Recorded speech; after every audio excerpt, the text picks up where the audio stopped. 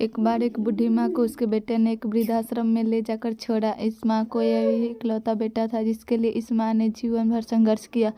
इस बेटे के लिए वो सब कुछ किया जो एक माँ को करना चाहिए या माँ कर सकती है, और आज भी अपने बेटे को किसी भी तरह की परेशानी ना हो इसलिए आश्रम में रहने के लिए भी तैयार हो गई।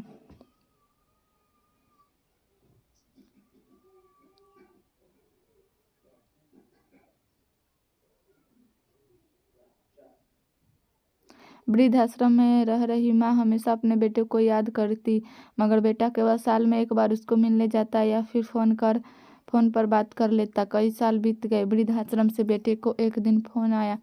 उन्होंने कहा, बेटा जल्दी से आश्रम आके अपनी माँ से मिल लो, वो बहुत सीरियस है।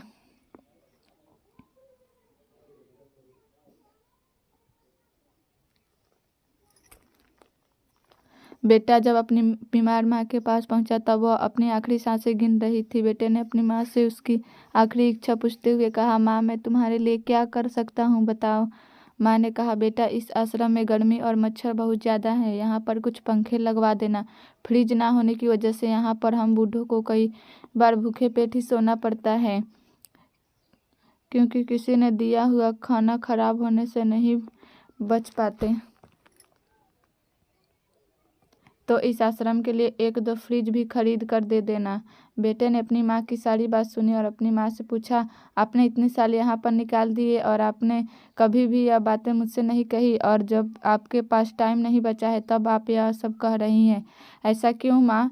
बेटे को जवाब देते हुए कहा, बेटा मैंने गर्मी, भूख और पीड़ा सहन कर ली, लेकिन मुझे पता है जब तेरे बच्चे तुझे यहाँ पर छोड़कर जाएंगे तब तू यह सब सहन नहीं कर पाएगा, इसलिए तेरी सुविधा के लिए मैं तुझे यह सब लगाने के लिए कह रही हूँ। दोस्तों, माँ की ये आखिरी लाइनें किसी भी बेटा या बेटी की आंखें खोलने के लिए सक्षम है। इतिहास हमेशा अपने आप को दोहराता है। अगर आप चाहते हैं कि आपके साथ अच्छा व्यवहार हो तो आपको भी दूसरों के साथ वैसा ही व्यवहार करना पड़ेगा।